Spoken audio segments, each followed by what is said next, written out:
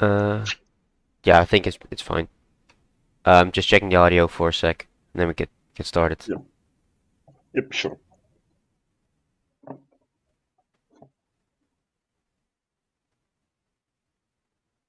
Could you say something? Hello. Okay. I think you'll be fine. Yep, Great. my mic's just a little bit on the bad side. But I think it should work. Uh,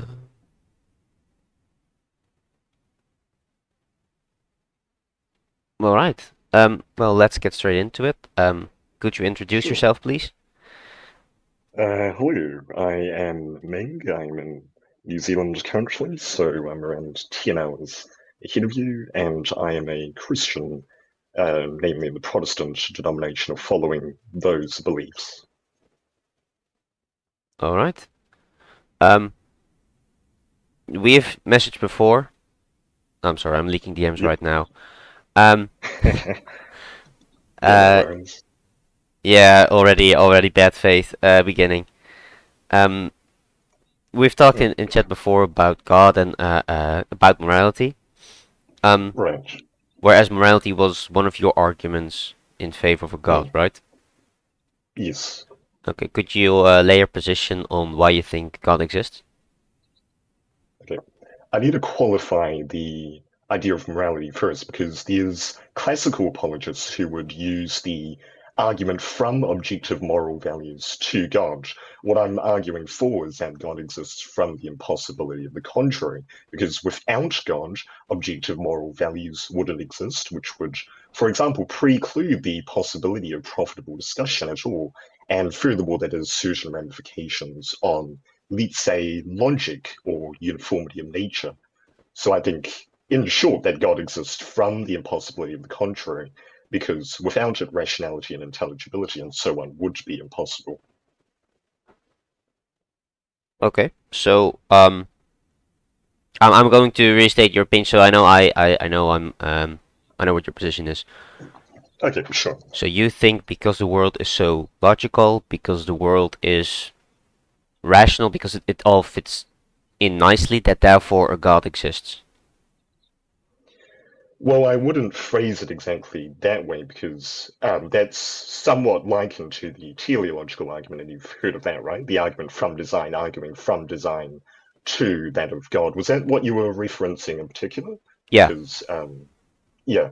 So I would think that's a perfectly good argument, but that's um, sure.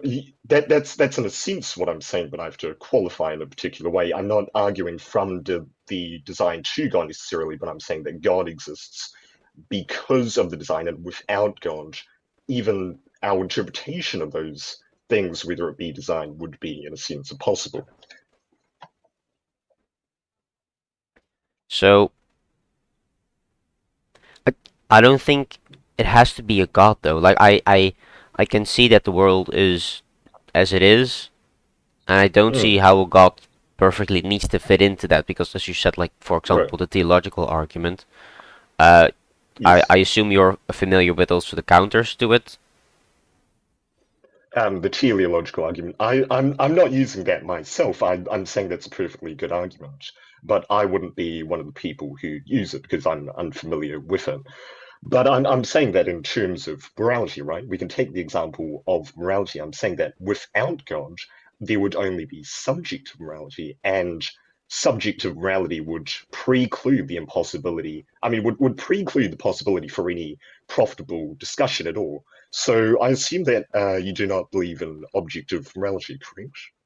No, I don't believe in objective morality. Okay, so the subjective morality, right? Yeah. Okay.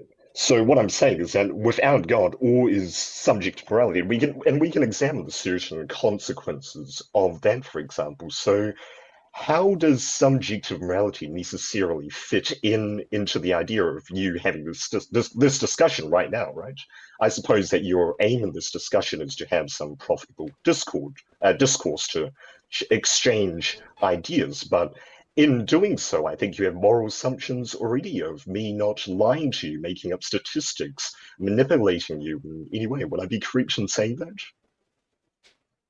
I think everything you just said is possible, and I think that it can depend on the person if it's good or wrong. But I still have my own moral system, right? So it's not like everybody just has a different opinion, therefore everyone's opinion is right. No, I think there needs to be logical and a coherent morality, but I don't think it comes from like science. I mean that, or that there is an objective morality, because then, as I've said in our discussion, you need to bridge the is-ought gap, and that has not been done yet. That has not been done, so I must be Listen, agnostic about the idea.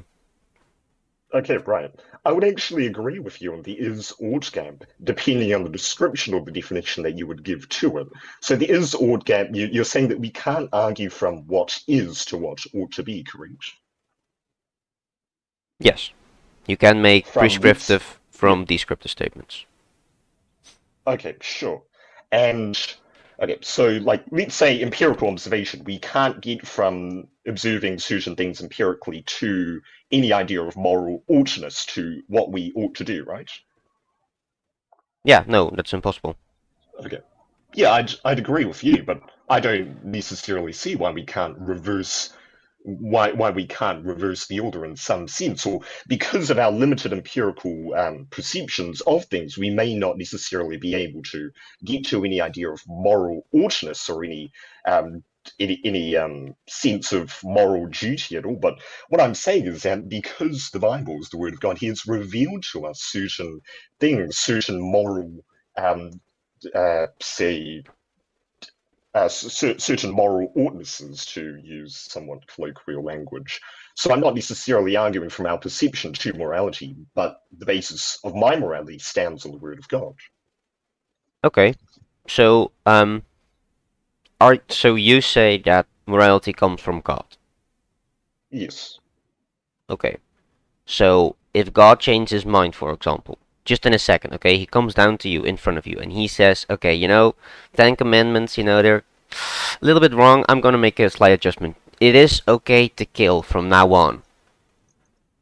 Would that be good then? Would it then be good to kill? Well, that's assuming arbitrariness on God's part, and God reveals himself, his character in his word. In James 1, verse 17, it says there's no variation, no variation in regards to his character. Somewhere in Malachi, it also says the Lord does not change. You're assuming some sort of arbitrariness or a change in mind on God's part, which is impossible according to the Bible. That's his characteristic of immutability. His characteristics and his laws, which are always tied with his characteristics, are immutable. They don't change. So God is also held to like a higher standard. Like if he is the arbiter of morality, right? If he says something is right or wrong, and he is unable to change his opinions, then he must also be tied to a higher power of morality. He is bound by something bigger than him because he is unable to make moral rules. I think what you're referencing is the two sides of the Euphrey dilemma, which is in one of Plato's dialogues. Not well. On the one hand, one of your arguments is that of arbitrariness, right? Would I be correct in saying that one of your arguments is wouldn't God be arbitrary? So like, isn't is good that which God dictates is one of your points, right? Exactly. Yeah. Okay. And the other one of the points would be, is God then held to a higher moral standard? Therefore, it cannot come from him. Yes. Right, yeah. So I think that's summarized in one of Plato's dialogues, and he says, "Is the good that which God loves, or does God love that which is good?" So with the first one, is the good that which God loves? You're assuming if you say yes, then that's arbitrary. Second one is, does God love that which is good? That's assuming a standard outside of God. But I think that's a false dichotomy. I don't think any of those two options are correct. I'd like to propose a third option, namely that goodness and moral oughtness, or that which is morally good, is that which is consistent with his character. So he's not held to some sort of higher moral standard because that's found within his character. And furthermore, it's not arbitrary because he's always obliged to act in line with his character. Indeed, he cannot. he cannot distort it or go in opposition to it. That is.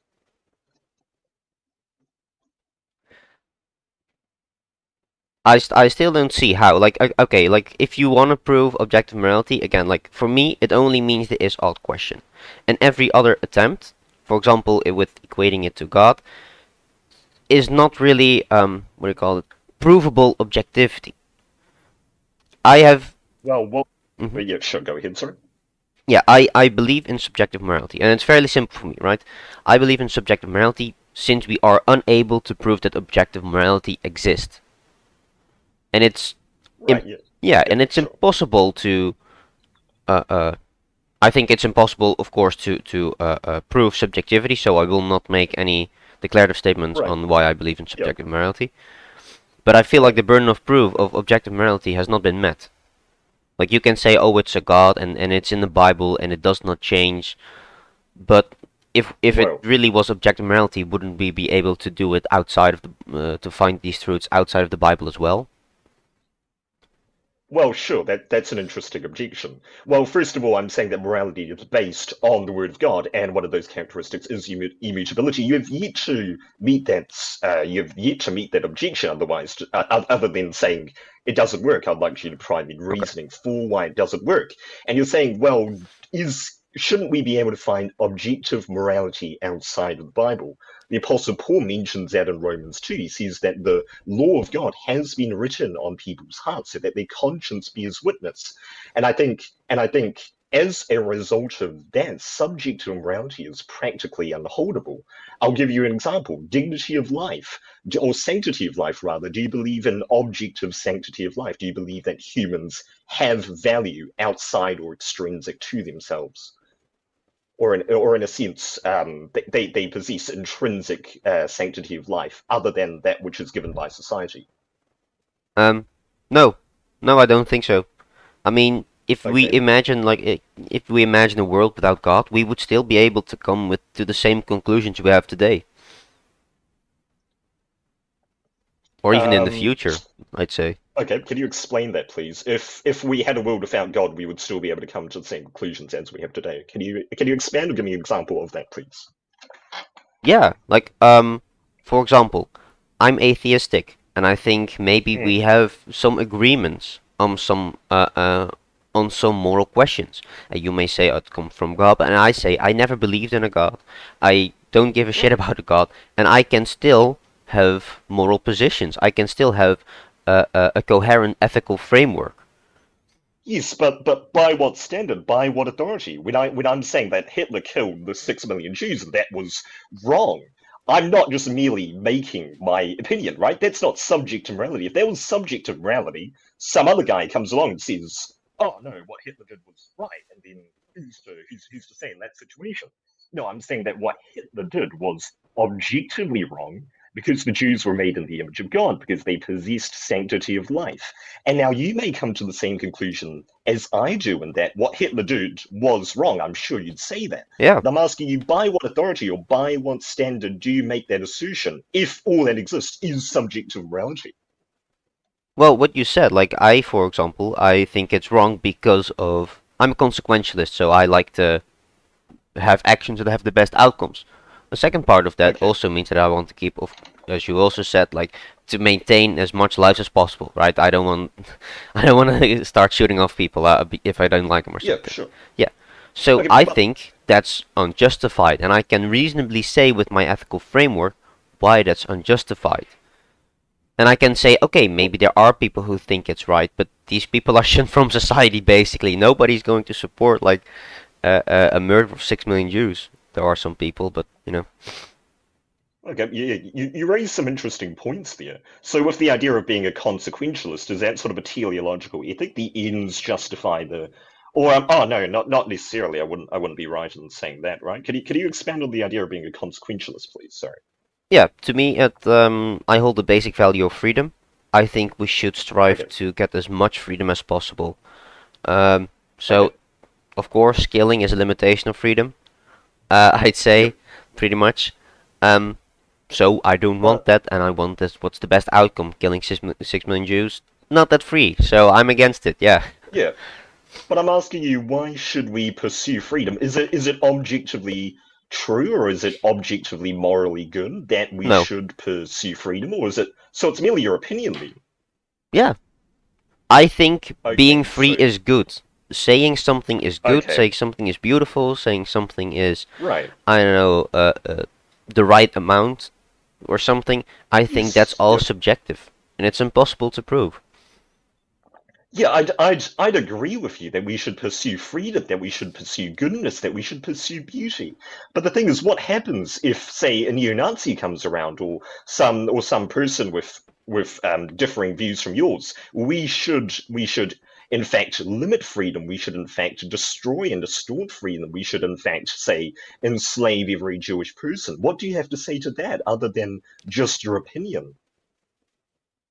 Yeah, that's their opinion, and it's abhorrent. Like most people Okay, will not agree with them, and I think that okay. sort of subjectivity that we can all say, okay, this is beautiful or this is not beautiful, allows people to have their own opinions. And of course, like I think it's abhorrent, you think it's abhorrent, and I will fight against that.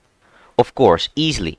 But I cannot have a meaningful discussion with someone that has a purely evil ideology, right? I would almost Well, go on to the what point to say that if you have people they do not have the fundamental axioms that I have, for example, believing in freedom or the betterment of humanity, right. then I think that is impossible to debate with. I think that's, as you could say it's the devil's work, right? I think we should treat it as such.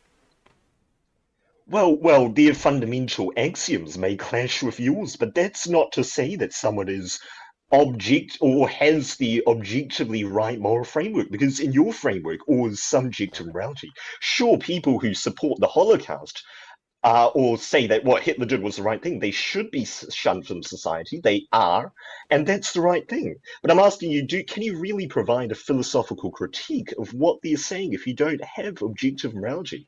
Because at the end of the day, if you say we should pursue freedom, and then someone else says, oh, we shouldn't, then it's ultimately might makes No, right. yeah, no, Whoever has the most authority or most power in that case, their subjective morality is going to get imposed. You have nothing to do you have anything to say against that, let's say? I cannot impugn for someone for their opinions if they are like I want to have less freedom and I want to do it in the most consequentialist way. I cannot argue against that, and that's fine. I cannot argue with it. It's the same if I would argue with someone who says yellow is a beautiful color, and I strongly disagree with him. Now those have less bad outcomes. I will admit Yes. that. Those are less Yeah. significant, but the analogy still stands.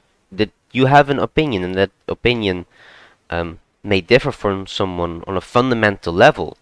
There's not much we can do about them except try to change their mind. I don't think you can objectively say they're wrong. Their morals they're wrong.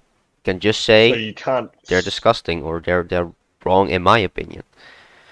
Yeah, sure. They're wrong. They're disgusting in your opinion, right? But you still can't objectively critique their framework for looking at the Holocaust. And I think that's one of the fundamental flaws that you're currently facing. Because you can't say for certain that the Holocaust was objectively wrong. You can say it's my opinion. Then if someone Yeah, else comes and says, "Hail Hitler," Hitler did the right thing. He's amazing. I idolize him. He killed 6 million Jews. Jews are less than people, then you don't have a basis on which to critique them as well. Like you said, it's just your opinion and their opinion. But yeah. I But but there's I think there's a difference. I think I like if they fundamentally disagree with me on a level and they are consistent in it, I cannot critique them. But most people who have those positions are inconsistent. Most people who deny the Holocaust happened are unable to provide evidence for that, and that's something we can critique. We cannot critique maybe okay. their philosophical groundworks, or maybe we can, but we can also critique them on a factual basis. And I think Yeah, that's, okay. yeah, and in left spheres, that's the most powerful thing you can have. Okay, so someone could very well accept the Holocaust as factual, historical, right? They accept it, yet they still consider it to be morally good. They, in fact, consider it to be a great victory or triumph. You said that we may not be able to philosophically critique them, but I think at that point, even in that regard, I think there's a certain insufficiency in your worldview in regards to the lack of objectivity in relation to morality. I'm I I don't really see how your worldview in regards to morality can function if you're not able to say, sure, the Holocaust was objectively wrong, or objectively wrong. You can only make subjective statements about that. Do you see the point of what I'm I will, making? I'm yeah, saying that in regards. yeah. I will not deny that if you have objective morality, that it would be easy. But I don't think we have it. Who, like, you can say that God may be the arbiter of right and wrong, but and then we have a higher being that decides what's best for us. I I would even reject that premise, honestly. We can just say for ourselves we believe that this is right and this is wrong. And if you have objectivity in it, I agree. That would be like the best argument ever. Okay, then we wouldn't even need democracy. Then we'd have not a theocracy, but a technocracy, right? Where the smartest people of the country can decide what's objectively the best way to do something. But I don't think that there is. It's impossible for me to fathom that we have objective morality, that with the current science we still have not figured it out, and that we can therefore say, yes, these opinions are objectively bad. That's So not you yet have some possible. expectation. So you have some expectation that in the future we will be able to determine objectively moral outcomes based on scientific experimentation. I'm agnostic about it. I believe, Okay. I truly believe that it is impossible. But Okay. if I'm proven wrong that the is ought question can actually be bridged, yeah, I'm open to it. This is the same position that I have on God. You know, I don't know if he Yes. exists. I don't see any evidence for it, so I'll be agnostic atheist. Okay. So in regards to the is-ought question, in fact, I'd agree with you on that, but I'm saying that the foundation for morality has been revealed in the Word of God, and that we accept it not merely because it's convenient, not merely because it makes sense, not merely because it's easy to therefore critique people who, for example, say that the Holocaust was morally good, but because of the very reason that it's God who provides it, the creator of heaven and earth, the one who created us. And the thing is, what he desires to be good, or what he thinks is just and what is good, will benefit us and will benefit society the most. It's not really a dichotomy in that regards, I assume, or I suppose. But I can still come up with maybe the exact same rules as God has without ever Yes, mentioning him or without even thinking about it or without even knowing the concept of a God, right? If you can yes, int- but in, Mhm. okay, sure, go ahead, sir. If you can introduce, for example, philosophy to someone who has never heard of God, right? If you can provide him with some philosophical groundworks, if you, for example, say, okay, this is consequentialism, this is virtue ethics, then maybe that person Right. can come up with his own ethical system with enough dedication and time in which you can say, yes, he has objective morality. It is consistent. We can all apply this. Therefore, we now will apply this. But you could also just as easily say it is subjective. The existence of God does not need how do I say this?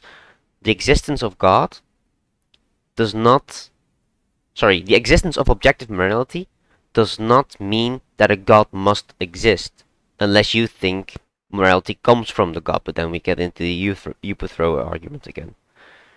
Yeah, but I think the Euthyphro dilemma is a false dichotomy. But what you mentioned about unbelievers being able to arrive at the same conclusions that believers can, I think that that is the case, right? You're an unbeliever, I believe in Hmm. God, and we both arrive at the conclusion that the Holocaust was morally wrong. It was morally it was abominable, really. But the difference between our views is then I actually have a sufficient foundation on which to rest that Oh, case, I also or have a which to rest that foundation. claim. Don't impugn me.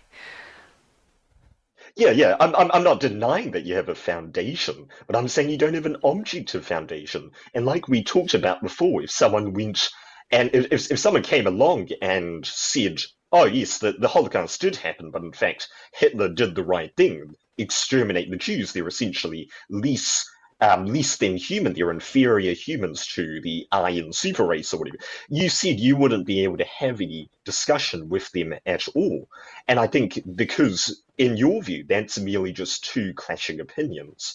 So I think there's would you not say that there's a difference in foundation there? And those differences in foundation, namely of subjectivity and objectivity, impacts our ability to discourse about these topics at all. Okay, I see what you mean.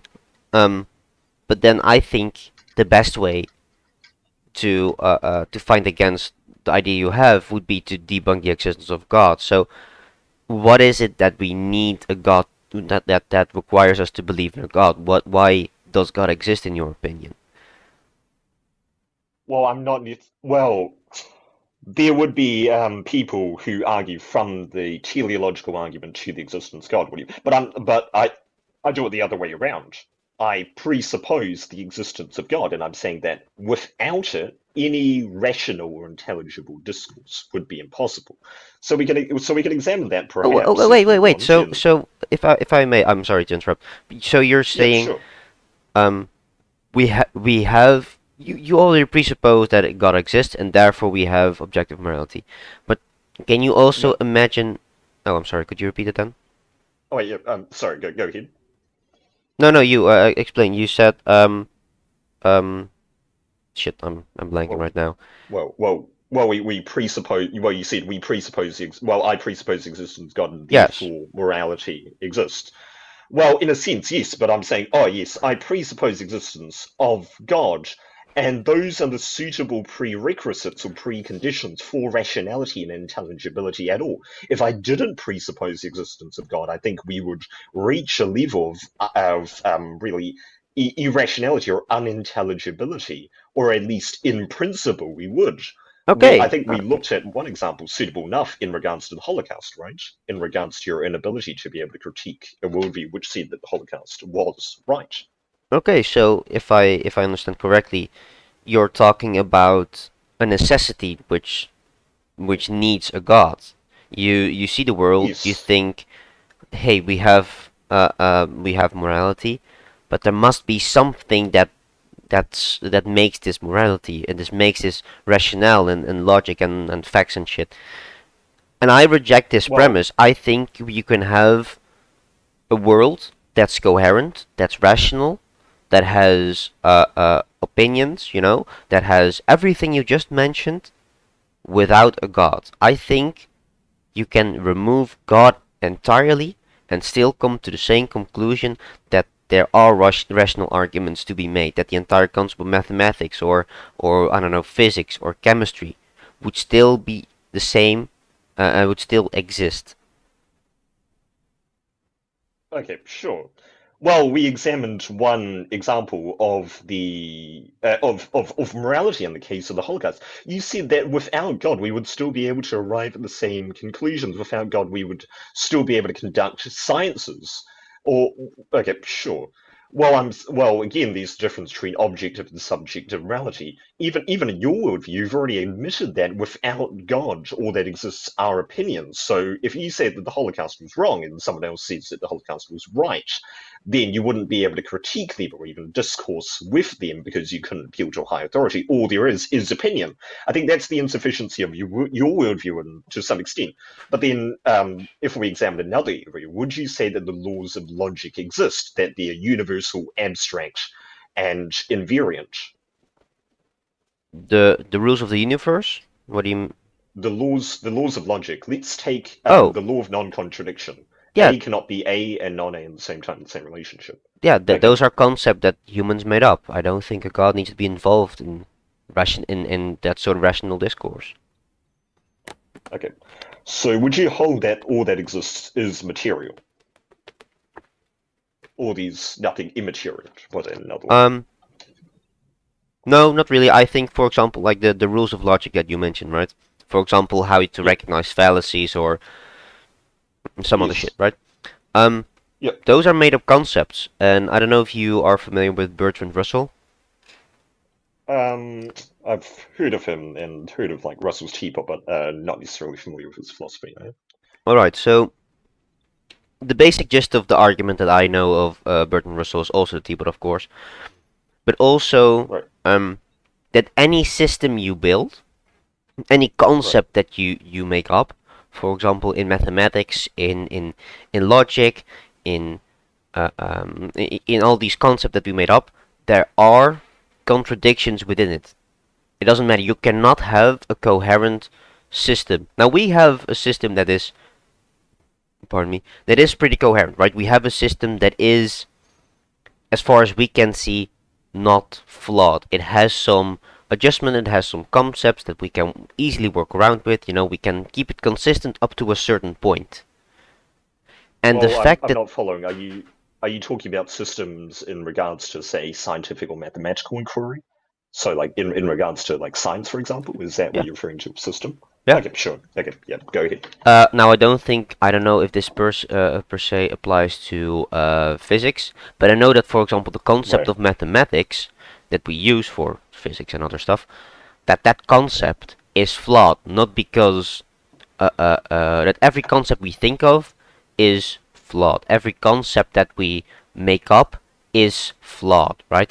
It's impossible to have a system that is coherent and will always be coherent. So I think this idea that you have of perfect rationale and perfect concept is even flawed in itself. It's I don't know. I should look this up honestly because I don't want to misquoting Bertrand. Yeah, well, I want to know the basis for Russell's claim because it seems like it seems like a philosophical cop-out to me to say everything that we create is in some instance flawed. Well, sure, that may be true, but that's sort of an explanation. That's not exactly a justification, is it? I think he can explain, sure, these inconsistencies within our scientific systems, but explaining the fact doesn't justify it, it doesn't create any sense of philosophical intelligibility regarding it. Well, because this is the problem I have. You say that for the world is rational, but if we have a concept that we can look at today, and that is not that's not consistent or coherent, then your worldview falls apart. Like we have no God. That's because then we would have a system that would be coherent, that would be perfect, that would be logical and rational to apply. But with that same logic, we have Bertrand Russell saying no. That's no. Every concept we have is basically has some inconsistency. It has some problems. Okay, so can you explain the idea of inconsistencies? Would like can you provide me with an example? Um, yeah. So Bertrand Russell's barber. He has there's a barber who has a barber shop, and the barber shaves men uh, uh, who cannot shave themselves. Right. So someone comes in with a beard, he doesn't shave himself, so he shaves him. Right? Second man comes in, Okay. he's shaved himself, so he will not shave him. Now, does this barber have a beard or not? Because if he only shaves men who cannot shave themselves, then if he shaves himself, he has shaved someone who can shave himself. Right. But if he lets someone else shave him, he has not shaved someone who cannot shave himself. So he can't have either of the options. He cannot be bearded. He cannot shave himself, or he cannot be shaved by someone else, because that would break the rule. Well, one could question the arbitrariness of the rule used in that case to prove the concept, but can you please apply, say, that example in a concrete way as you say scientific experimentation or that of mathematics? I don't have a lot of knowledge on. I think in mathematics maybe the square root of a negative number. Right, yes, We've but worked around that's that. yeah, yeah. I'd say that's probably there might be an imaginary number. I'm not knowledgeable about those Exactly. things themselves, So but there okay, are already, look, this is the easiest hole I can think of in mathematics. I'm not an expert, so I don't know how far or how deep the questions of physics go or mathematics, right? right, But I know that the question that Bertrand Russell has put here in front of us means that we can have a system that's coherent up to a certain point until he has to shave himself. And I think this applies yeah. the same with mathematics, with physics, with logic. There will eventually be contradictions. And that Well, make but yeah, then, yeah, sorry. but are those contradictions philosophically justified? Or is Russell merely explaining things, or is he trying to justify the inconsistencies? He is he is more explaining it. I do think like the barber shop I just mentioned is one of the his analogies in which he says Right, you cannot have those systems which are consistent, and this will apply to everything. I think he had some mathematical equations in there as well, to right. explain how with logic you can arrive at that conclusion, but I'm not really very familiar with him. So Okay, yeah. my main issue is So that we, I think like if you say like there is rationality and there is consistency and there is all these physical rules that we have that were made by God, well, they're not perfect. They are man-made. That's why they are flawed. Well, and even if there was a God, then you would have to agree that if that if there was a God and those systems are flawed, that God is also flawed.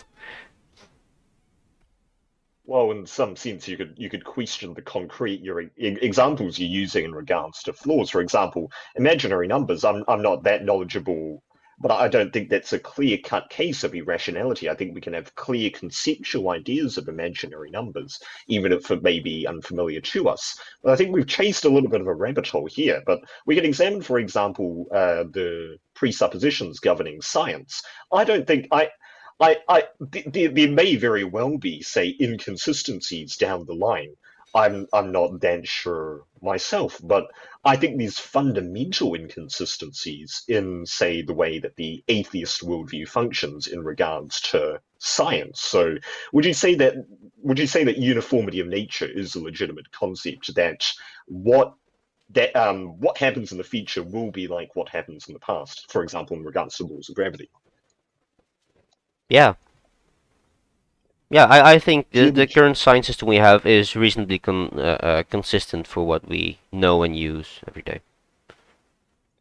But can you justify that? Can you justify the future will be like the past, or this is the way it always has been, therefore will be like that in the future? Can you justify that with your worldview, with your presuppositions? Well, the only thing, um, no, I cannot say that objectively that is the case, right? In science, there is this concept that they will change rules and laws if it does not fit the worldview. And this is how Yeah, science works, right? Like we know more and more about the universe. We know more and more about possible quote unquote inconsistencies that we know that we find out in our system, and then they will adjust to fit it.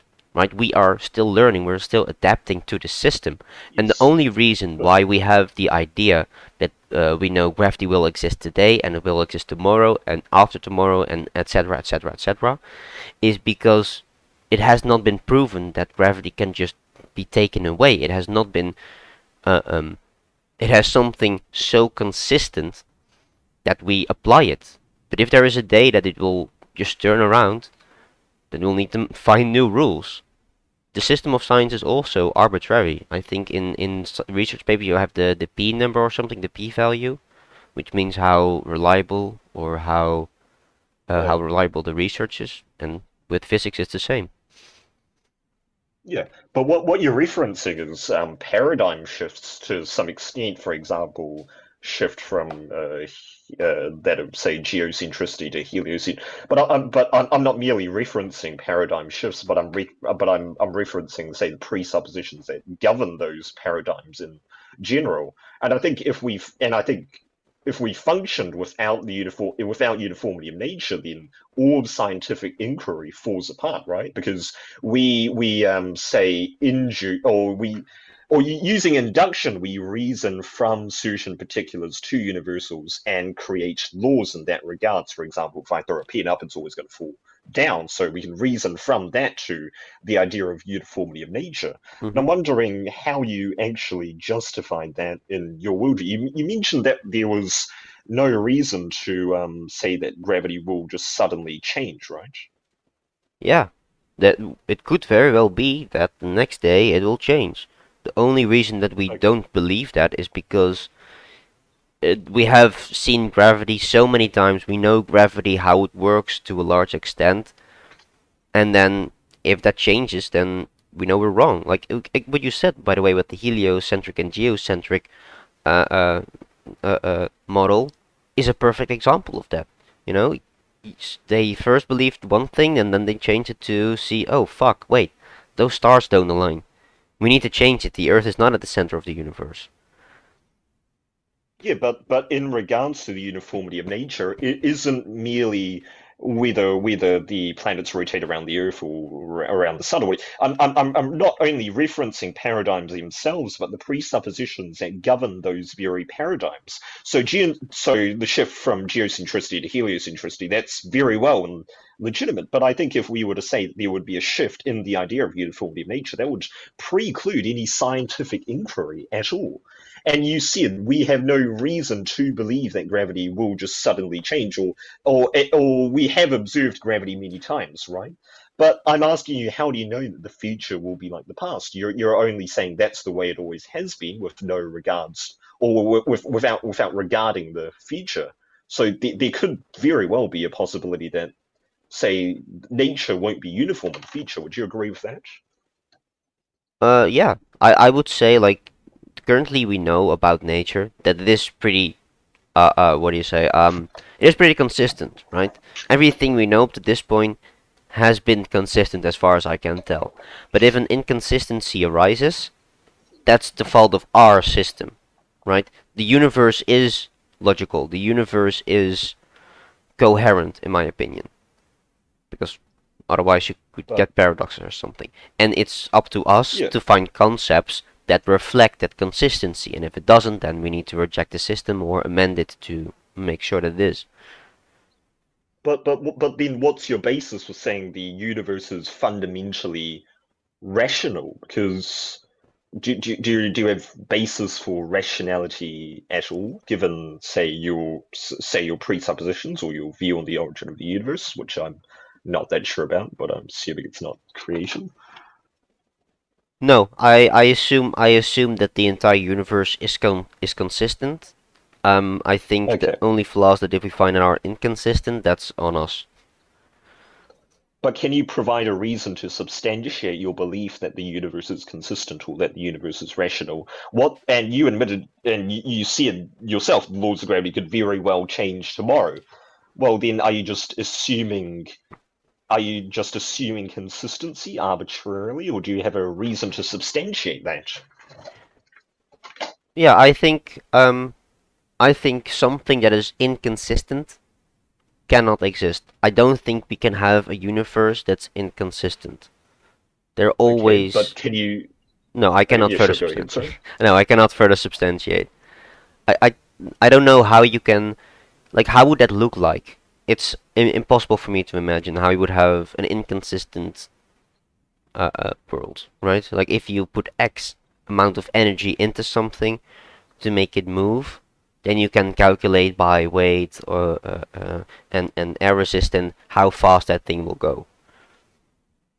But then, but still, at that point, do you have anything in your worldview to substantiate belief in a consistent world apart from pragmatism as pertains to scientific inquiry? Do you have anything in your worldview to substantiate belief in coherence? Because I think you very well assume that the universe is coherent, but I'm struggling to see the foundation for that. What if there is just no foundation at all? We just accept that it's coherent. I cannot Well, then imagine. you've I cannot imagine incoherency in a universe. Well, I can. 2 plus 2 equals 5 to some extent.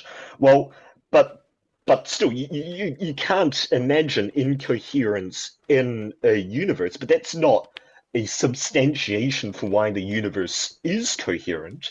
And you said that there's no reason. That's purely arbitrary then. You're believing it on essentially blind faith. Would that be a correct analysis? Would you say that there's a reason behind it? I mean, I'd rather believe that a universe is consistent just because it's consistent, instead of saying, yeah, a universe is consistent, therefore God must exist. Well, I'm saying God exists, therefore the universe is consistent. So The how do you ultimate. know that? Because I just pointed out, like if you're going the other way, like the universe is consistent, therefore God exists. Like, how do you know that the universe is consistent? Then you have the No, burden I'm, of I'm saying proof. I'm saying God exists, therefore the universe is consistent. But but I think we shouldn't leave your view on this too quickly because I think you don't have a foundation on which to substantiate the coherence of the universe. Is that correct? No, I would say, and this may be very arbitrary in your opinion, but I would say that if you have an incoherent universe, that if there are laws that can break each other, then how would that world exist? Like, what would happen? I don't think paradoxes can exist. You cannot have it in a universe. It would destroy itself. Well, it might very well be the case.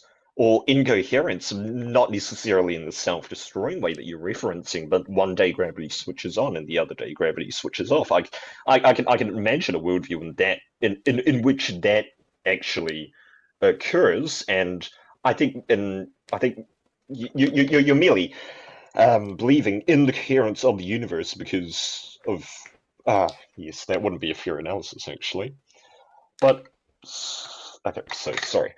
I'm trying to think through your argumentation here.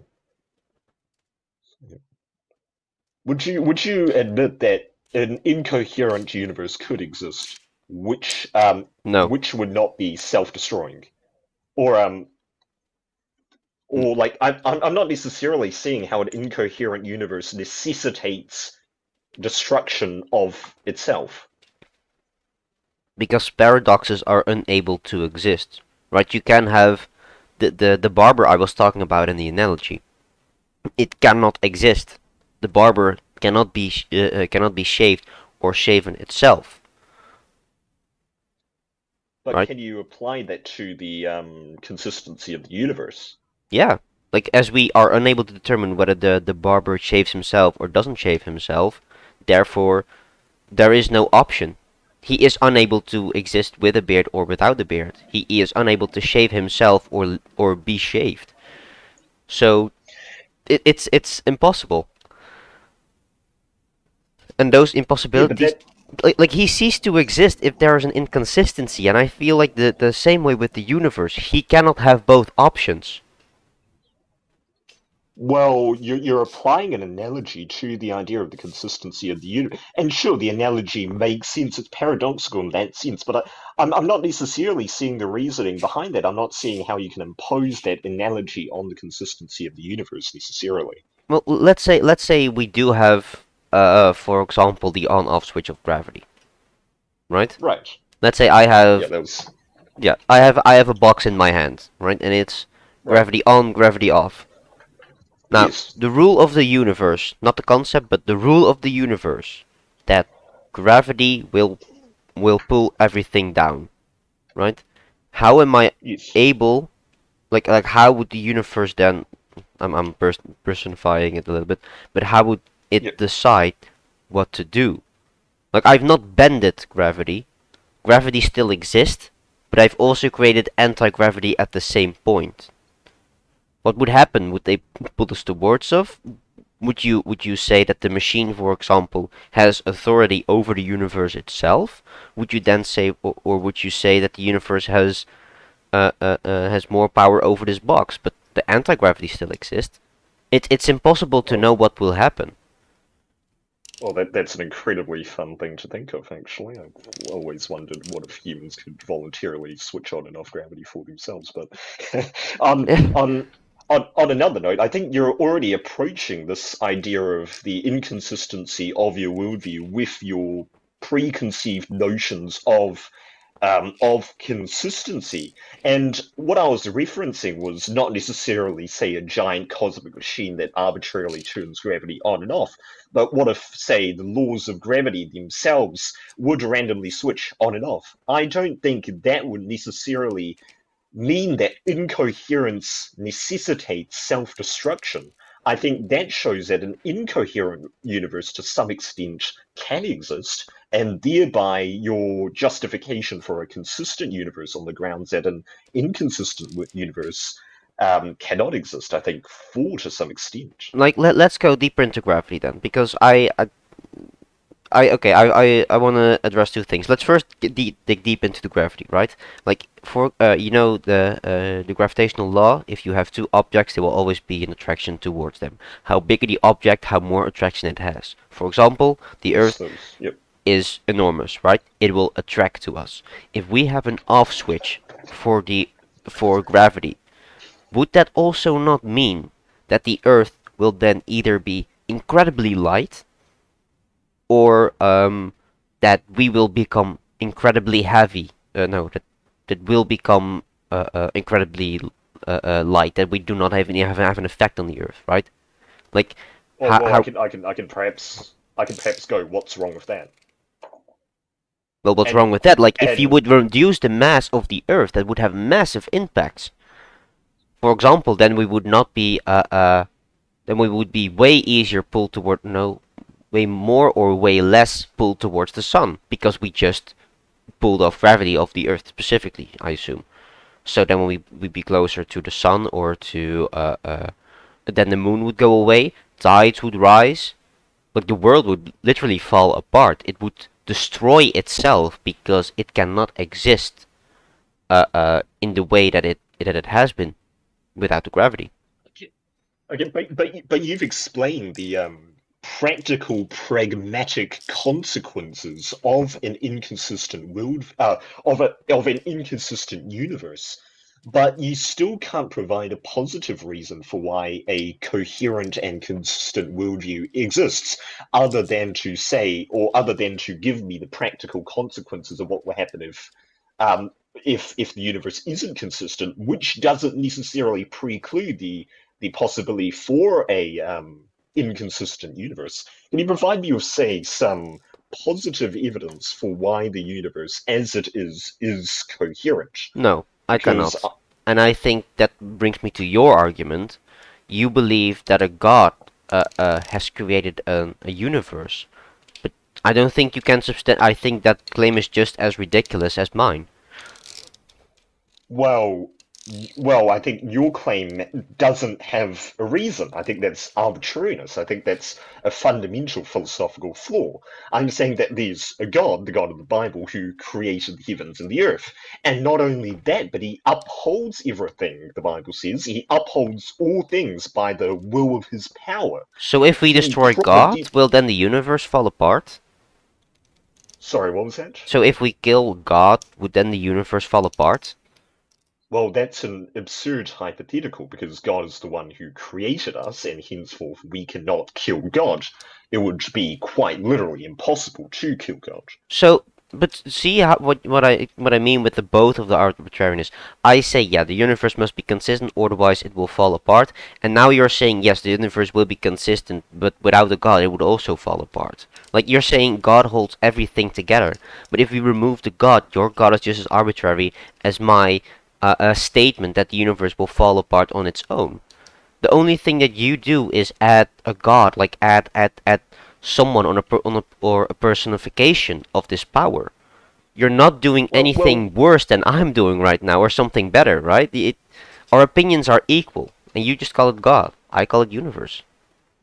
I would disagree with that. Well, we both agree on on the consequences of the inconsistency of the universe, right? If the universe is inconsistent rather, that's a possibility, yet that would lead to some devastating consequences. We both agree on that, but I think where we differ and where the Christian worldview is stronger in regards to philosophical integrity is the positive evidence for the consistency of the universe. You say merely it just is. That's arbitrariness to some extent. I'm saying no, it is it's not that it just is. It's not that I accept the consistency of the universe on blind faith, but rather I have a reasonable explanation for that, namely God who created the heavens and the earth and who upholds all things by the word of his power. That's not arbitrary. That's a reasonable explanation. No, it is arbitrary. You're talking about a god.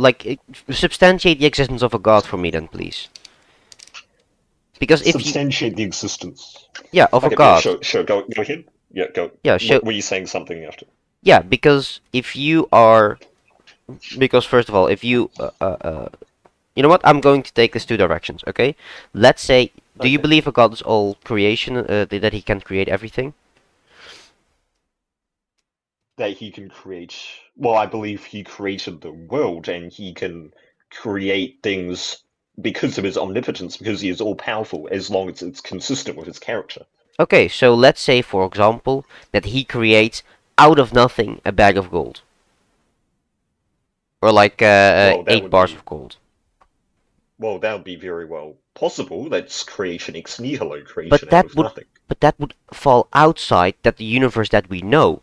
If you create something from nothing, that's impossible to the laws that we have today, right? Chemists will always say you can create nothing out of something. There must be Well, always a process in between. With this, the entire field of chemistry would fall apart. That is an inconsistency in the world that a God created, in which you said that this God holds the consistency of the world together. He will create this inconsistency if he does that. creation ex nihilo isn't inconsistent with the consistency of the universe or with the Yes. uniformity of nature, I think. Because I agree with one of the fundamental philosophical axioms, ex nihilo nihil fit. Out of nothing, nothing comes. If we leave nothing for 10 years, 50 years, 100 years, 1,000 years, nothing's gonna come. We won't get anything. But I'm saying that God can create something out of nothing, not because of any arbitrary reason, but on the basis of his omnipotence, on the basis of his creative will. That's not inconsistent to the idea of the or of the that's not inconsistent to the idea of the uniformity of nature, because I'm not saying that something out of nothing comes for any arbitrary reason. I'm attributing it to No, a but that he can reasonable do that. God explanation. can do this. God can just say, yeah, I'll create something out of nothing. He has Yes, broken physics. He has broken how, chemistry. how does the idea of an all-powerful God creating something out of nothing contradict with physics and chemistry? That's what we have. That's what we know. What the hell? No, no. We have our entire basis of physics and chemistry that you cannot have something out of nothing. And you're just saying, Yes, you can't. if God would create it, then it's just fine. Like if it drops me a bag of gold right now on my floor, that would be consistent in your worldview. He The broke his idea of own laws ex of the universe. the idea of ex nihilo nihil fit, out of nothing, or out of nothing nothing comes. I would agree with that. But the idea that an all-powerful creative deity could form something out of nothing isn't inconsistent. You're yet to prove the inconsistency of that. You're saying that out of nothing, nothing comes. I would agree with you, but we have to qualify that in a specific way. Well, God isn't nothing, or let's say the all-powerful, sovereign, creative will of God. That isn't any arbitrary reason for something coming out of nothing. That's a reasonable explanation. That's philosophically sound, I believe. So, what's your contention with that? No, okay. So I don't know specifically if this is you, if this is your belief, right? You say God, as I view it, God is outside of our universe, holding it together. It's like a big ball, and he's like hugging it so it will maintain itself, right? That's how Well, that high. I wouldn't agree with that analogy necessarily, but yeah, sure. He's transcendent. He's beyond the universe. He's outside of, or he's wholly other to anything that we know. You can even say that like the universe is a broken phase, and he's the glue that holds it together, or something. I don't know. Um, if that is the Well, I wouldn't. Yeah, no, no, yeah, well, sure. Go please, ahead. please make an image for me. How do you see him? Do you think he's intrinsic in the universe, or do you think he is outside of it, holding it together? Because I don't see which one of it is. Well, that's again, I think, a false dichotomy. There's the doctrine of his transcendence, that he's beyond our human experience, that he's beyond our human sensations, that he's beyond the universe on account of having created it. Yet he's also immanent, yet he's also personal, yet he also interacts with his creation. And I think one of the most profound images of this was his interaction of sending Christ on the cross. So Okay. he's transcendent yet also immanent. And I don't think those are contradictory, and I think that solves sort of the false dichotomy that you're raising there. Okay. So if he is allowed to jump into the universe and back out of the universe, right?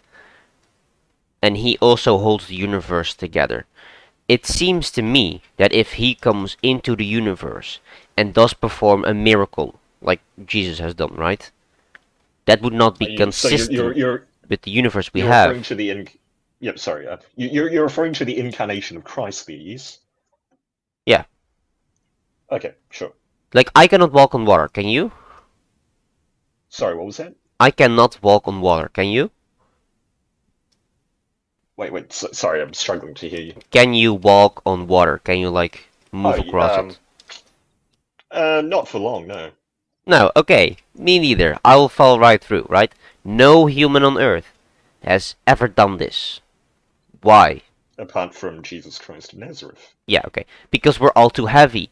So how can Jesus walk on water with assuming he has the weight that we have, assuming that he has the body that we have? It should be impossible to do so. It will break. Well, It is breaking basically the laws of the universe. Either he has made himself so light that he can walk on water, he has made himself so heavy that he cannot be blown away by the wind, and he has to be as strong to stand on his 2 feet. Like, those are three things that are impossible to do. well, I think we've reached a rather tangential topic, which I think actually relates to some of the things that we were saying previously. I'd like to make, if I can, I'd make firstly a comment. When you talk about the laws of the universe, when you talk about the consistency of the universe, you're talking about something which you can't prove, something which is philosophically arbitrary in your worldview. You admitted that you had no reason for it apart from the practical consequences of an inconsistent worldview, or an inconsistent universe necessarily, which isn't really a suitable justification. But nevertheless, what I'm contending is that Christ of Nazareth, who was the incarnation of God, that also gets in the doctrine of Trinity to some extent, but I'm saying that Christ of Nazareth, who was the incarnation of God, did not break or distort scientific laws altogether, How but rather not? that he suspended them. Suspended them? You mean like he temporarily put them off? Well, I could say that in regards to himself personally, I'm saying that if the creator of all of heaven and earth were to incarnate himself and were to come to die for the sins of humanity, then in that divine nature he would have the ability to be able to suspend that which he created himself. And that's not a distortion or rejection or going back of what he said, but rather it's an act. Again, it is omnipotence which transcends that of the Yeah, universe. he breaks our laws of the universe. He breaks our laws of the, well, I would say it's an exception or a No, no, you just suspension said of the it. You laws of the said it. He universe. breaks. He puts off the laws of physics. He just holds them or something. He breaks them. You cannot just Well, turn off gravity on and off. You cannot just walk on water whatever you fucking like to, okay? We have laws of the universe. And this also well, contradicts your opinion that our universe has objective rules, that it is a coherent system. Because it is not. If he can come in and break those rules of coherency, then our universe is not consistent. Our universe is just as arbitrary as. Then your reasoning is just as arbitrary as my reason. Just because well, Sat said so doesn't mean it is. fundamentally, you have no philosophical substantiation of the coherency of the worldview of the universe. Rather, And you have either. it's well, yours is arbitrary. I'm saying that God created the universe and He upholds everything by the word of His power. Now you're bringing into contention the idea of Jesus's miracles. I don't think that's an accept, or that I don't think it's a breaking of the scientific laws necessarily. I don't think that's a reversal of the created order, but rather an exception of it. And I would like to No, see wait, you no, you provide can a have exceptions. If you have exceptions, then you either break some rules or you pause them. But you cannot have exceptions if we're talking about the fundamental laws of the universe. Like, you agree with this? Or do you also agree that we do have arbitrary rules in our universe?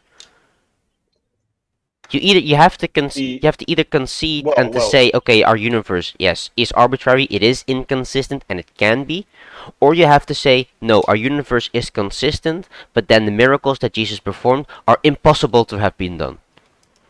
It's one or the two. Well, it's not impossible if Christ was, well, the idea of the hypostatic union, the divine nature and the human nature. The divine nature had omnipotence. It had the ability, in a sense, to perform miracles, which were exceptions of the order. Now, if you bring into contention the idea of arbitrariness, I don't think he did the miracles merely out of whimsical desire or out of arbitrariness. I think he did it to prove his deity. He did it to prove that he was the Son of God. That might answer the claim of arbitrariness on one level, but I think you're still raising it on another level. But I'm struggling That's to all. see Wait. if That's all fine and dandy. But then you say, yes, our yes, universe can be inconsistent. I'm saying that the universe as God upholds it is consistent, which is which is well, the consistency of the universe is consistent with God's character, which is consistent, which is logical. But in temporarily suspending those, I'm not necessarily seeing how that's incoherent to some extent. I'm not necessarily seeing how that's arbitrary. Well, it was for a reason, which was to prove his deity. But And I agree that. But then then I you would, have to say, yes, he can prove that he can break the rules of the universe, but then you have to admit, by breaking the rules of the universe, that means that our universe is inconsistent on the will of God. Like, the only well, reason well, that we and have a consistent universe is because God wants it to be consistent at this point. well, then again, he wanted to be consistent. You're again bringing up the arbitrary or the option of the Euthyphro dilemma, which would generate the charge of arbitrariness. I think that's a false dichotomy. I think the consistency of the universe in the Christian worldview isn't merely an arbitrary will of God. It's based on His very character. But I don't care yes, about his character though. Like, if he has the power to do something, then he can do it. I don't care. Like, for example, in the Netherlands, on the sidetrack, in the Netherlands we have a king right now. He doesn't have any power. Like, he still has to sign his name on a document, and if he right. doesn't do it, he will be put off the throne. Right? Easy. I don't care that he is being held by a higher law to say, don't do it. I don't like the idea that he even has the option to break this code, to even be put off the throne, right? And I feel the same with God. Even though he has the potential to do it, even though he will never do it on his promise, by the way, um, like, that's also kind of sketchy, but even if he has the power, and he is able to do so, I do not want the consistency of the universe depending on his arbitrary on his will, even if it's arbitrary or not. There's a difference between an arbitrary will and a non-arbitrary will. I'm contending that his will is not arbitrary, not in the sense of the divine command theory or one of the options of the Euthyphro dilemma. I'm saying that it's connected with his very character, that it's intrinsic to his very character. And you may not care about that, but that's incredibly essential for philosophical discussions about what God can and cannot do. And saying God cannot do something, yes, he cannot do that which contradicts with his character. I don't necessarily see a contention I don't necessarily see the contention that you're having in regards to that. Okay, okay. I can see that. Okay, like you can say, okay, he's omnipotent. He can do no nothing. He's also the fuck. He's all good and shit, and he doesn't Yes, yes, arbitrarily do it. Yeah, I don't know what. yeah, sure. I'm not merely saying that the Word of God reveals that to me in the Bible. That's not merely my opinion. Oh, got some feedback. Um. Okay. So then I still need to know, how do you know that God exists? Because you know all these ideas that you have depend on this one assumption. How do I know that God exists? Yeah. Okay. Well, I would say from the impossibility of the contrary again, because without God, then we wouldn't have a suitable rationale for say the consistency of the universe or for moral absolutes or for logical absolutes. And like Russell said, all systems at some point may lead to inconsistency because it's uncovering ultimately that presuppositions which do not conform with the Christian worldview will ultimately tend towards that which is inconsistent. And I can see that in regards to your view of the uniformity of nature or with the problem of induction. You're saying at some point it just is. The Yeah. universe is just consistent. But again, that's a No, massively no, no. I don't think arbitrary it's just claim. consistent. Sorry, I'm not saying it's inconsistent. Sorry that it is consistent just because. I'm saying it is consistent because the alternative of inconsistency would break the universe. Paradoxes would arise. That's why, for example, I don't think time travel is possible. But then again, are you interpreting or viewing those paradoxes in light of our consistent universe? Are you because I think these there might be begging the question there because you're saying the universe is consistent because if it wasn't, then there'd be an inconsistent universe. But with inconsistency, you're already presupposing or begging the question of consistency, are you not? Alright, that's true. What if we then view it from the other way? I cannot imagine how an inconsistent universe would work, right? Let's take the purest extent of it, because if we are saying something is consistent, then we assume that it's on all surfaces consistent. So if we have a universe that's on all merits inconsistent, doesn't don't we already have presupposed that everything is consistent? Like that's sort of a rule already then, right? Everything is inconsistent. Like let's say instead of like planets, we have like little blocks of Earth that we drop on, and sometimes on those blocks of Earth there are different forms of gases. You don't know which one because it's all inconsistent. So with one block it will be air, at one point it will be helium, xenon, all these other types of gases. Like how do you ever know something?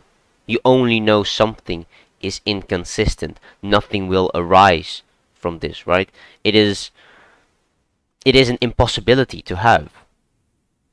Well, you can quote C.S. Lewis at this point. You can't know that a line is crooked without having any reference of a straight line, which I think would apply somewhat to the idea of inconsistency and consistency, because sure, you may not be able to, oh, well, you can imagine or cognize the idea of an inconsistent universe, but that doesn't preclude the impossibility of an inconsistent universe, right?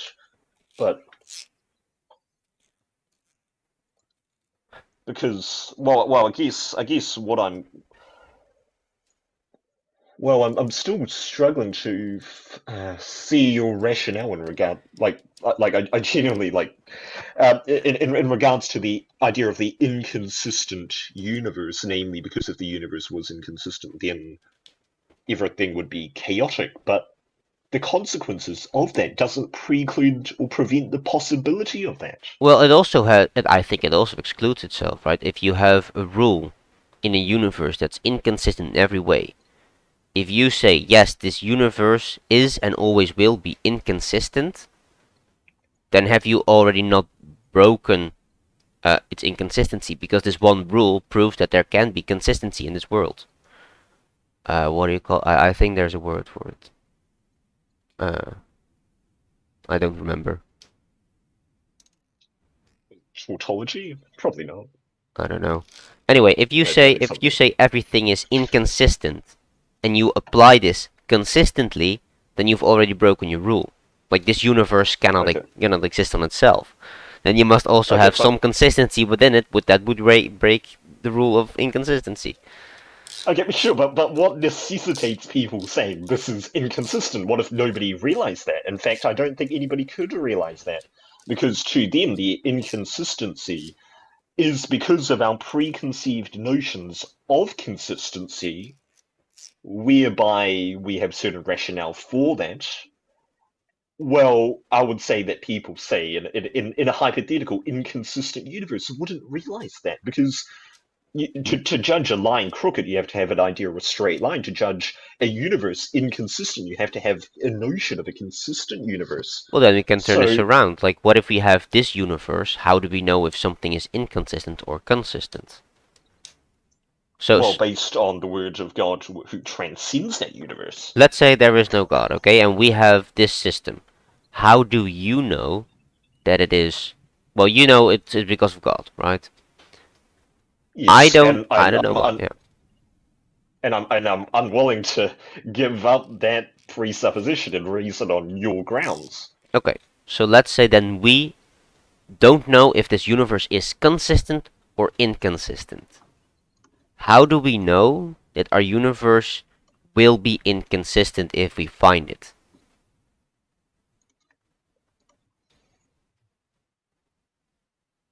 Well, based on the word of God who transcends that universe, Okay, this is going or who has nowhere. consistency with it is, no. I think it's a legitimate. I think my response to that, I'd like to see point out the irrationality But within you that again, because you refer to God again. Like like I can look at this universe and I can see consistency. I can see it everywhere, right? And then something happens that we are not able to explain yet. For example, light or something. Yeah, it does was like waves and either it was waves or either it was like particles, right? We know yes, but something about it. We don't know everything about it. And to me, it seems like an inconsistency. It seems like something that cannot exist. Light is not waves and light is not particles. It is both at the same time, but only one of them. It's really weird, and I don't know enough about it yet. But to call it an inconsistency, I don't know when I would have to say, yes, this is so incoherent, I cannot make any sense out of it. But maybe some other people can. Like, what if we never, in in the history of mankind and in the future of mankind, in the future of the universe, will never find an answer if light is waves or particles. Or is it then well, possible I to think say that that's an inconsistency? Or is it then possible well, to I say that think we don't know yet? well, you have to define what an inconsistency is in regards to science. Well, I would say, would I be right in saying that you using the definition of an inconsistency in that there is a new phenomena or there is a new discovery that comes along and destroys all the fundamental Yeah, axioms and presuppositions of science? yeah. What if that happens? How would we react? And what if we never find the answer? Does that mean that the universe is inconsistent? Or does it mean that we have not found yet the consistency? Or have we not found yet a Well, new rule for it? Well, to be fair, that's the very question I can actually pose to you. I can say that there won't be any contradictions of the fundamental axioms of science, and yeah, you have to differentiate the fundamental axioms of science with paradigm shifts. Heliocentricity and geocentricity were paradigm shifts from the latter to the former, but that's not the same as the fundamental axioms of science. I'm saying that some of the fundamental presuppositions of science, such as the uniformity of nature, will never be broken. Why? Because he's a God who upholds the world by the word of his power. Now I could pose the very question that you just phrased to me, to you yourself. I think I have a consistent reason to believe that the fundamental axioms of science will never be violated. But I think you in your question you hinted that you may not have the same liberty or have the same justification. Yeah, I, I don't have the same justification that there's a God. But just because I don't know doesn't mean that I should therefore presuppose a God. Like, I feel like this is the core of your argument, like the God of the gaps. God of gaps in regards to God, say, filling. Filling Can everything you we explain don't that know. idea to me? God of the gaps. Okay. The idea of God of the gaps is that I don't know shit. Okay. I don't know.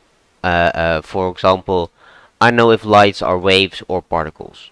Um, we don't know, for example, uh, um, if subjective morality exists, and I think we can never prove it. You believe in objective morality, right? Like you see inconsistencies. You think, okay, something is not right here. Something I don't know what something is or what something does. Therefore, a god must exist to fill in the gaps. So That's not my argument, and I think that'd be a straw manning of my position. I'm not merely arguing God of the gaps. I'm arguing God of everything. I'm using some examples which you might construe as God of the gaps to show that without God, or God accounts for everything to some extent. It's not merely the gaps that God accounts for. It's essentially everything. no, this is not a straw man.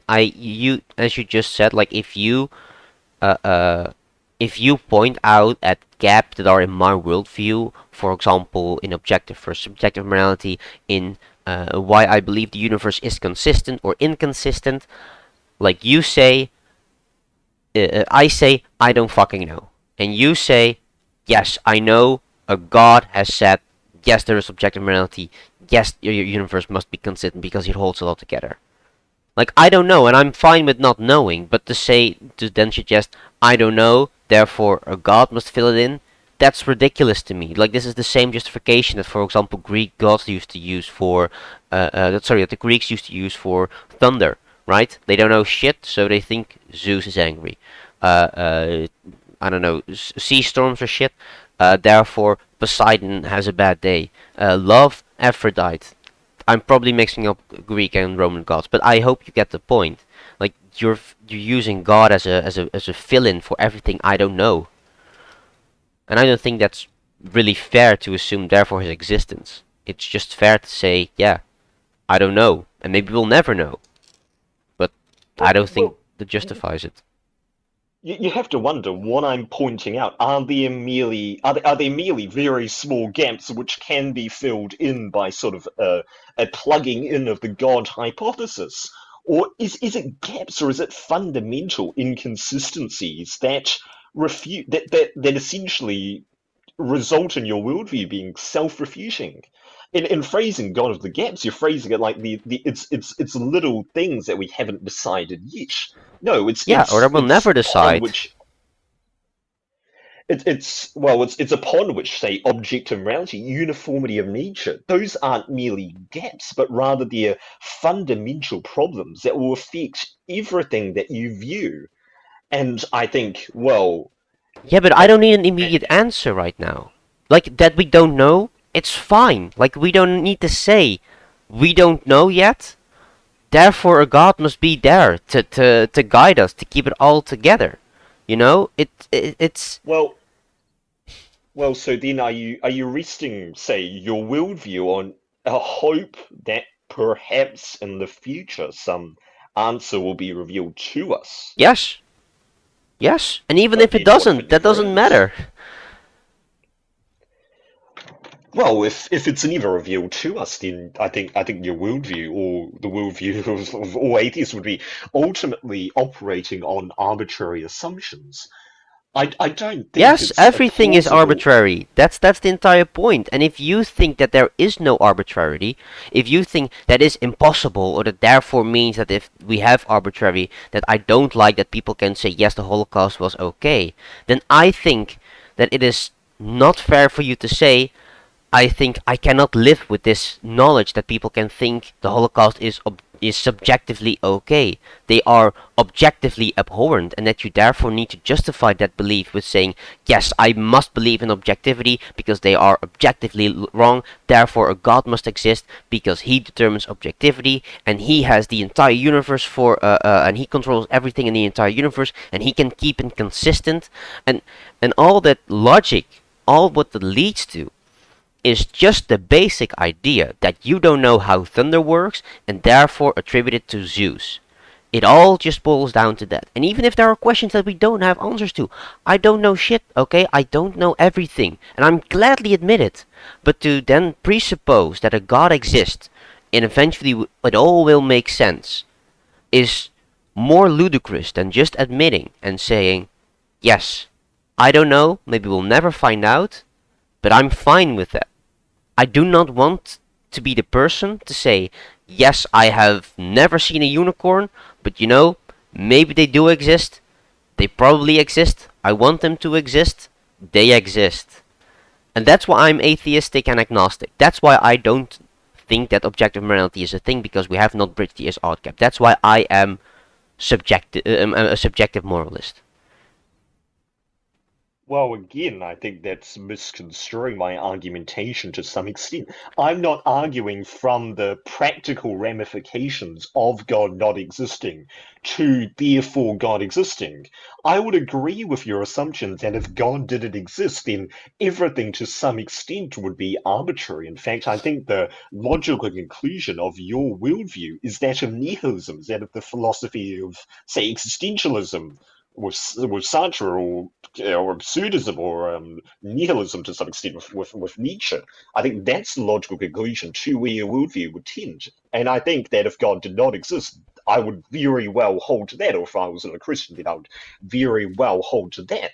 But I'm not merely arguing from the gaps to the existence of God, or objective moral values to the existence of God, or my own subjective feelings to the existence of God. I'm saying that the Word of God is the ultimate authority. It's self-attesting, it's self-authenticating, and in it he reveals to us that he's created the heavens and the earth, and that he upholds everything by the word of his power. I'm going to hold that as my ultimate authority. I'm going to hold that. I'm going to presuppose that in argumentation. You can bring a charge of circularity against that, sure, but ultimately all ultimate authorities are to be self-authenticating, and that makes sense of objective morality. That makes sense of, say, the consistency of the universe.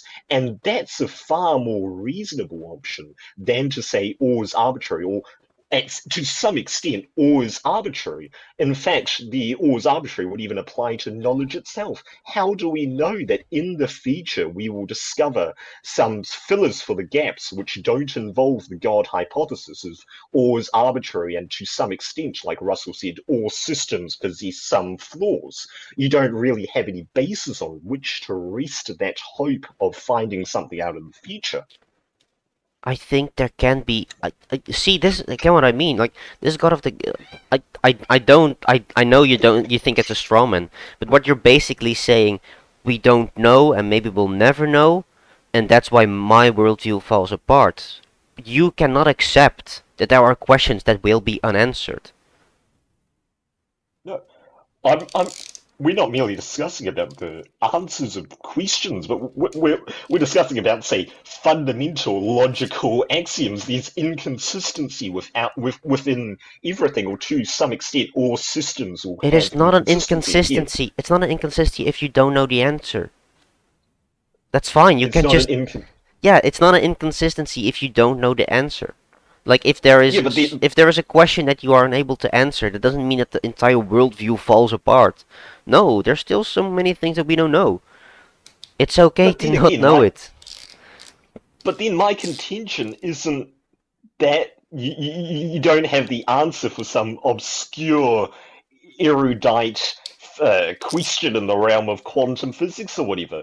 My contention isn't that you're unable to answer some very, very abstract question.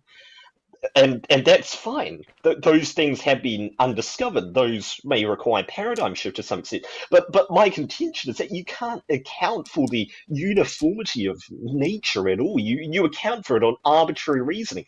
You That's not wait, just the answer to some abstract question. but you do the same with just saying, yeah, God keeps it all together. But That's I the have same thing. the basis for God's word, which You, acts as an ultimate authority. In fact, it's yeah, self-authenticating in and that your regard. explanation would be even more ridiculous than my explanation. I say I don't know. You say I know. It's a God. And you are unable to provide proof for it. You, again, and this is what I also found in our conversation, and I think we're going in circles, and I don't think we can resolve this right now. But by saying something that you are not agreeing, or that you think it's unfathomable to agree with, sorry, you think that's unfathomable that someone agrees, that someone says, yeah, the Holocaust, yeah, right on, or yet you think it's unfathomable to think that the universe is inconsistent and therefore it is consistent and therefore God exists.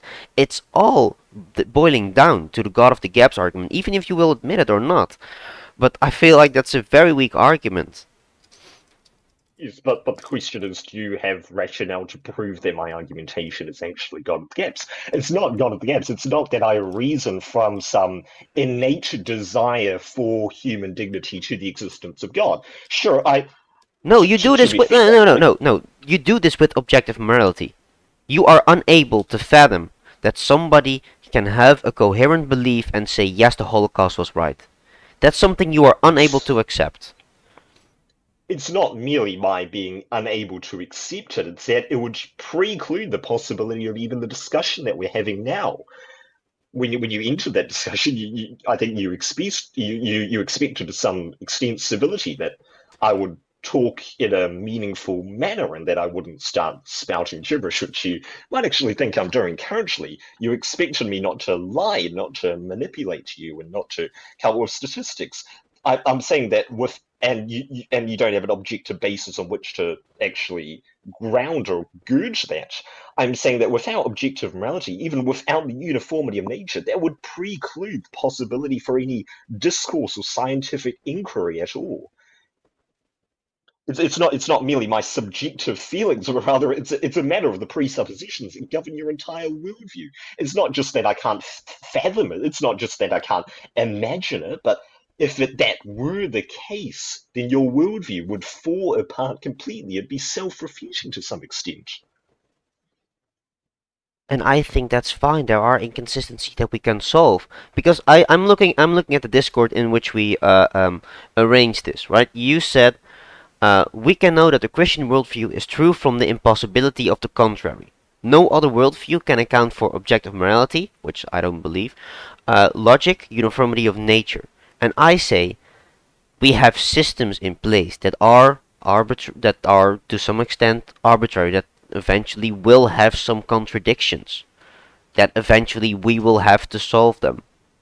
And you just say God must have created this consistency. God must have created uniformity of nature. And I think, what if nobody has created it? What if we don't even know the answer, right? You're doing, I don't know how this works, so I'll fill in a God. And I say, I don't know how this works, so I don't know how this works. Well, okay, Because that's let what me you're gather saying my right thoughts. here, like from the impossibility of the contrary. But then that's not my only argumentation. I'm saying that from the impossibility of the contrary, sure, these things like logic and moral and ethical absolutes are accounted for, but that without it, or explain it. Why do I have to I'm account for saying it? Like, that what if we have subjective morality? What if we can prove subjectivity? We can prove, yes, morality is subjective. What well, then? you admitted at the start of the conversation that you can't really prove subjective morality. You can That's only true. disprove the idea of objective morality, and therefore you're agnostic about the very idea. But sure, True, but we what could if prove it, yeah, but what then if we can prove it? What if we can prove that yes, opinions are subjective? Wouldn't that But fall what I'm everything as well apart? That yes, there it is a possibility to have something that is subjective. well, you can't argue from the possibility of something to the probability of something and then to the certainty of something. You're merely saying that subject morality could hypothetically be the case. Sure, but that's not an actual suitable reason for it.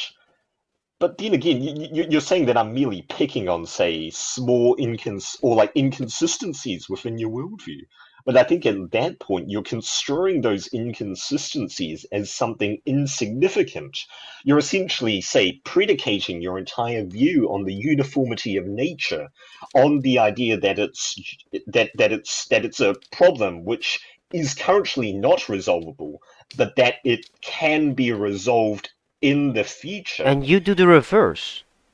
I hope you recognize what you do is the reverse, right? You say, uh, um, like I say, I don't think objective morality exists. I think therefore we need to bridge the is-ought gap.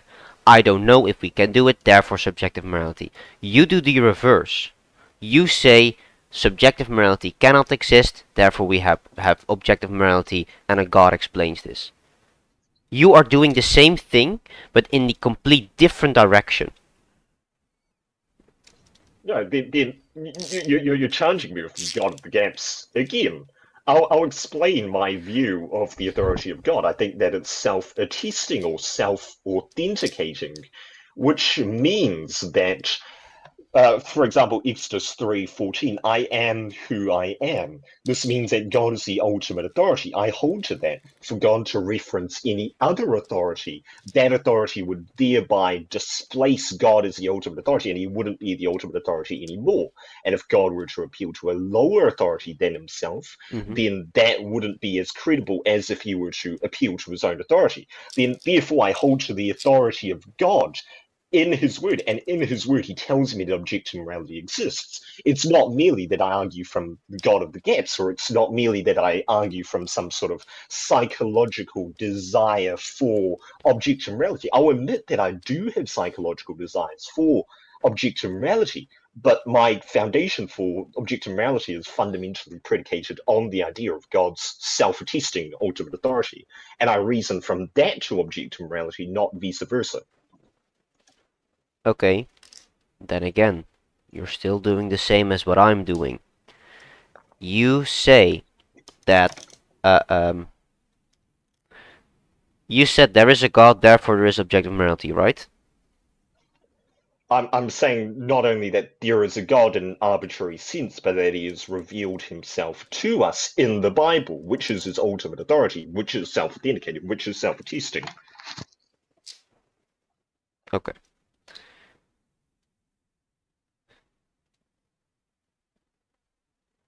I don't know how I can argue with this because it feels like every time you give me a question and I'm unable to answer it, you say I'm inconsistent. You say I'm not. You say therefore the other must be true.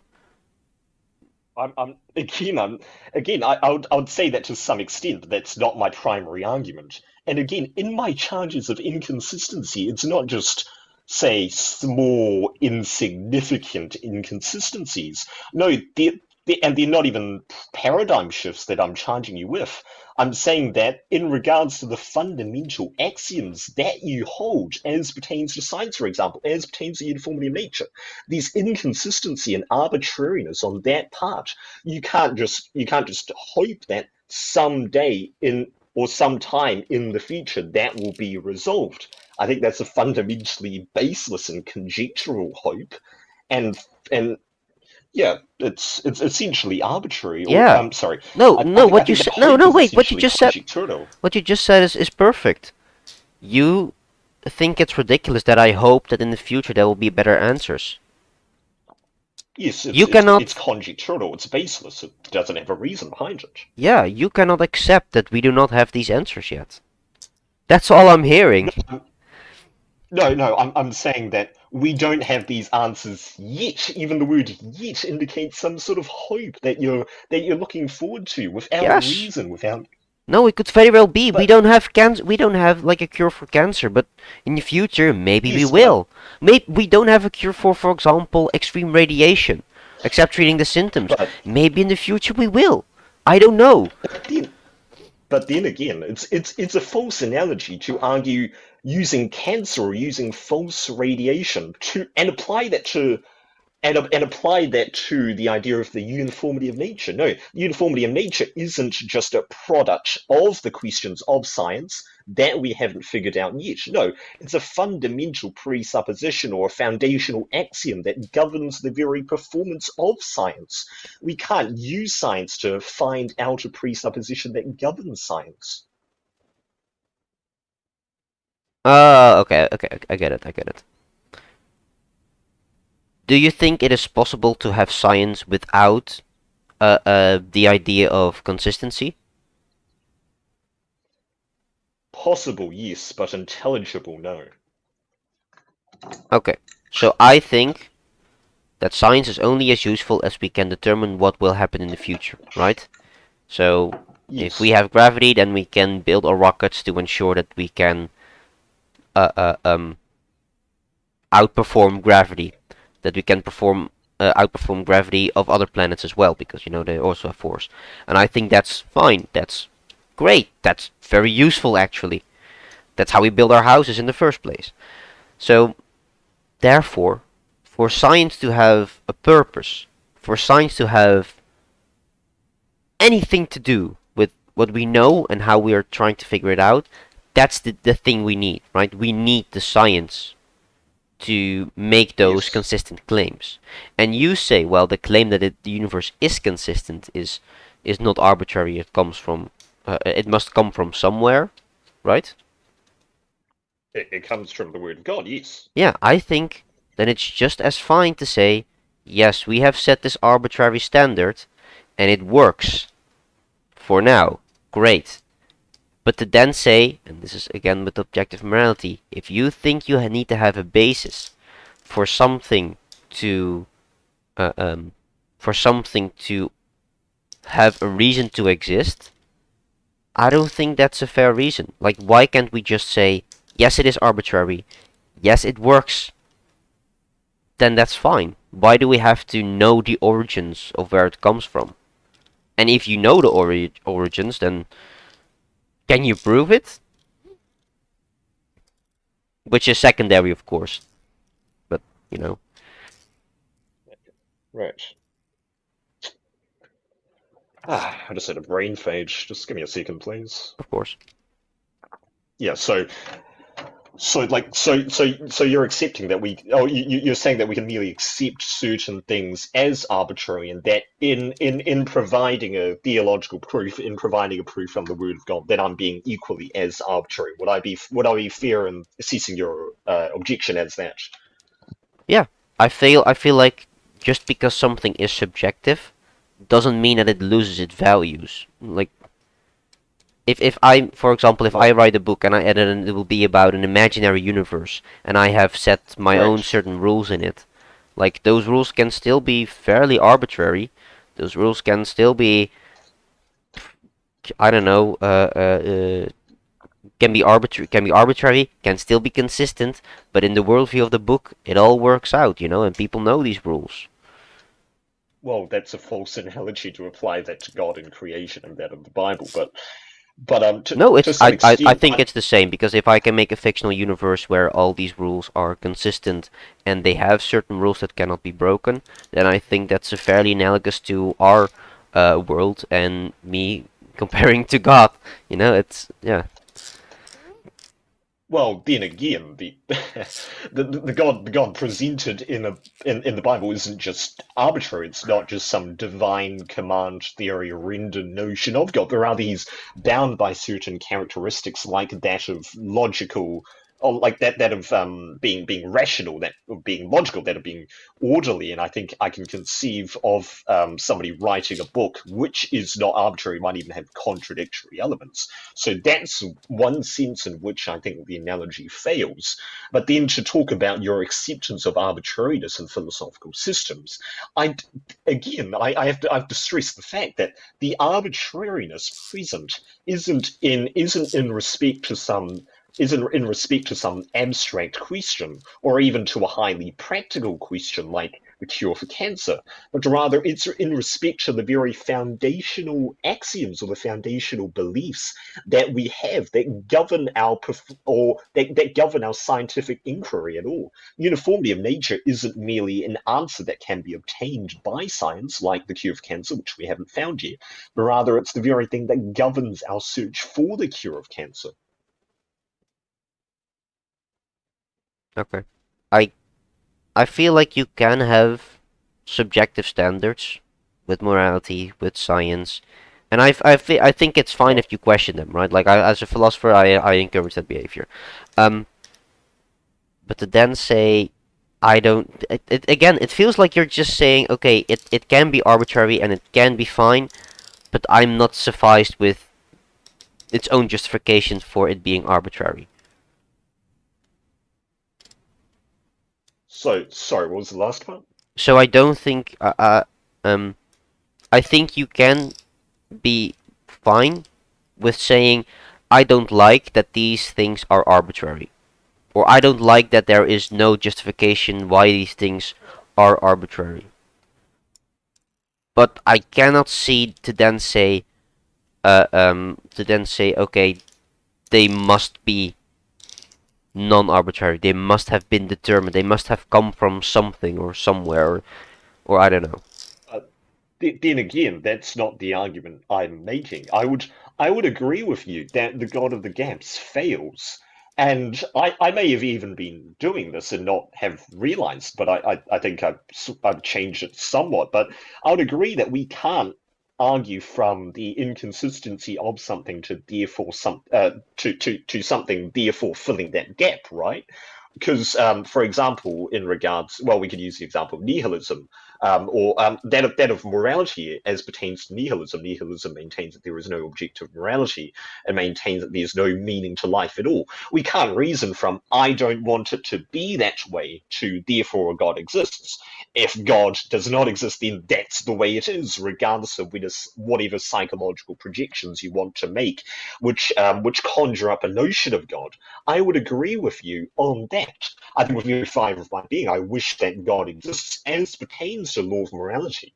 But I'm not arguing from my psychological desire for morality or the inconsistency of science necessarily to the existence of God, but rather the existence of God to those things. I'm saying that the Christian worldview accounts for those inconsistencies, but but then again, I'm not reasoning from the inconsistencies to the Christian worldview, but rather the Christian worldview to what is, and henceforth the inconsistencies present within your worldview, which contradict that of the presuppositions within the Christian worldview. I think these certain mix up in your order there, which I think makes all the difference in this discussion. So you think that there are inconsistencies in our worldview, and you think that the Christian Bible solves these inconsistencies. Yes, but that again is not merely a God of the gaps argument. I would refute the God of the gaps argument on the same grounds that you do, because that may very well be the case, but just because we hope that it is not the case does not mean we can create a God. But I'm saying that I presuppose the existence of God in the Bible to be the Word of God as a result of the ultimate authority being self-attesting, and thereby I can prove inconsistencies. It's not the other way around, as you've sometimes construed my argumentation to be.